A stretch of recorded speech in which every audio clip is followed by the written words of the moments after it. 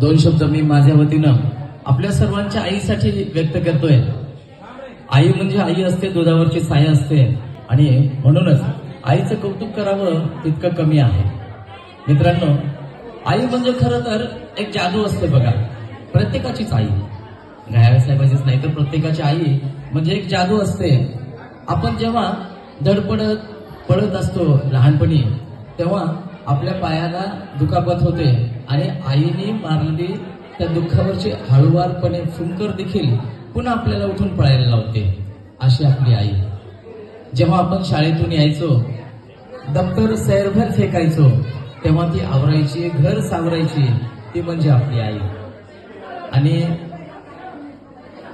आई स्वतःची कामं सगळीच विसरायची, आई स्वतःची कामं सगळी विसरायची, परंतु आपला गृहपाठ, आपल्या शाळेचा अभ्यास मात्र तिला निश्चितपणे आठवणीत राहायचा। जेव्हा सर्दी खोकला ताप आपल्याला व्हायचा, जेव्हा सर्दी खोकला ताप आपल्याला व्हायचा, तेव्हा स्वतःचं स्वेटर, स्वतःची टोपी, स्वतःची काळजी न करता आपल्याला अगोदर घालायची, अशी आपली आई। आईचं कौतुक करावं तितकं कमीच आहे।